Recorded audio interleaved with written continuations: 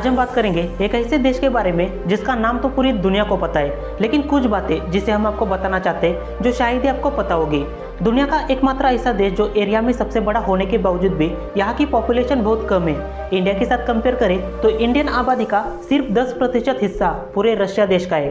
एक ऐसा देश जिसके पास दुनिया का सबसे बड़ा तालाब मौजूद है जिसका नाम है लेक बाइकल।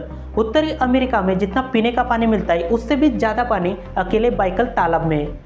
दुनिया मानती है आबादी के मामले में यूरोप का सबसे बड़ा शहर लंदन या पेरिस हो सकता है, लेकिन ऐसा नहीं है। 12 मिलियन आबादी को लेकर मॉस्को शहर यूरोप का सबसे बड़ा शहर बन चुका है। आज भी रशिया और पोलैंड वोडका ड्रिंक की उत्पत्ति को लेकर झगड़ा करते हैं। रूस का कहना है 14वीं सदी में उनके देश में पहली बार वोडका बनाई, तब से उन्होंने इसे नेशनल ड्रिंक घोषित किया। बल्कि पोलैंड का कहना है 8वीं या 9वीं शताब्दी के बीच उनके यहाँ वोडका का निर्माण हुआ था। दोनों भी देश अपने अपने ऐतिहासिक कल्चर को लेकर सही समझे जाते हैं, इसलिए वोडका की उत्पत्ति कहाँ पर हुई इस सवाल का जवाब ढंग से दे पाना थोड़ा मुश्किल है। इतिहास में एक युद्ध हुआ था जिसे बैटल ऑफ कुलिको नाम से जाना जाता है। रूस और मंगोल साम्राज्य के बीच 1380 में युद्ध हुआ था और इसमें रशिया की जीत हुई थी। जीत की खुशी में देश के लोगों ने वोडका ड्रिंक का इतना सेवन किया पूरे देश में वोडका की कमी आ गई। पहले दूसरे विश्व युद्ध में रशिया का भी बहुत बड़ा नुकसान हुआ था, खास करके जनसंख्या में। 2024 में पूरे देश में लड़कियों की मात्रा लड़कों से ज़्यादा है। ये सब विश्व युद्ध का परिणाम है। ट्रांसकॉन्टिनेंटल का मतलब होता है देश का हिस्सा दोनों महाद्वीप में पाया जाता है। रूस का एशिया में आने वाला हिस्सा अगर हमने माइनस किया तो यूक्रेन देश यूरोप का सबसे बड़ा देश बन जाएगा।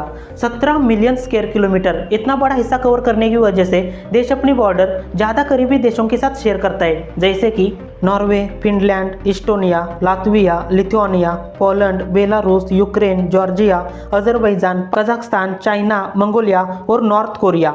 एकमात्र दुनिया का देश बन गया जिसके करीबी देश सबसे ज़्यादा है। एक बात तो मुझे सबसे पहले बतानी चाहिए थी, रशिया ये जो नाम है कहाँ से आया और इसका मीनिंग क्या है। नाम का इतिहास 9वीं सदी से 13वीं सदी के बीच ढूंढा गया। उस समय यूरोप में रस नाम का एक राज्य था जहाँ पर साल्विक और वाइकिंग नाम के लोग रहते थे। वाइकिंग्स लोग ज़्यादातर समुद्री यात्रा और व्यापार करने के लिए जाने जाते थे।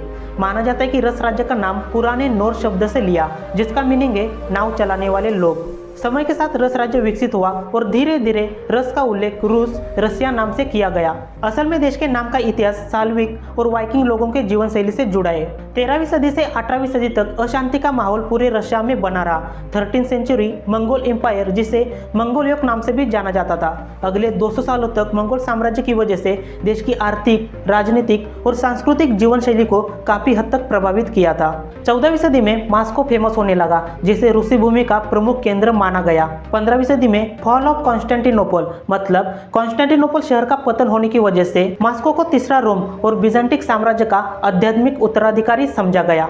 16वीं सदी देश के विकास के लिए जानी जाती है। देश के जार के रूप में ताज पहनाए जाने वाले शासक चौथे इवान ने रूसी क्षेत्र का विस्तार किया था, लेकिन उनके साम्राज्य को सबसे गंभीर और वादग्रस्त समझा गया। 17वीं सदी में रोमनोव साम्राज्य देश में बन गया जिसने रूसी क्रांति तक शासन किया था। 18वीं सदी में पीटर द ग्रेट, जिन्होंने सेंट पीटर्सबर्ग शहर का निर्माण किया था और काफी बड़ी मात्रा में रशिया का आधुनिकीकरण किया था। 19वीं और 20वीं सदी के दौरान देश अपने सिविल वार और पहले दूसरे विश्व युद्ध में शामिल था। देश में रहने वाले 14 करोड़ लोग बोलने के लिए ज़्यादातर रशियन भाषा का इस्तेमाल करते हैं, लेकिन यहाँ के कुछ एथनिक ग्रुप जो काफ़ी अल्पसंख्यक समझे जाते हैं उनके द्वारा ततार, यूक्रेनी, बाश्कीर, चेचन और भी कई सारी भाषाएं बोली जाती है, लेकिन ये सारी भाषाएं उनके समाज तक सीमित है। देश की राजधानी मॉस्को यहाँ का सबसे बड़ा और दुनिया के सबसे बड़े शहरों में गिना जाता है। मॉस्को का उल्लेख पहली बार 11वीं सदी में किया था। उस समय मॉस्को नदी के किनारे लोग रहने लगे थे, मतलब शहर का निर्माण यहाँ से हुआ था। नदी के किनारे रहने की वजह से यहाँ के लोगों ने व्यापार करना शुरू किया। धीरे धीरे शहर का विस्तार होने लगा। व्यापार का प्रमुख केंद्र बनने की वजह से 13वीं सदी के आसपास ग्रैंड डची ऑफ मॉस्को रियासत का निर्माण हुआ, लेकिन 17वीं सदी में कुछ अलग ही देखने को मिला।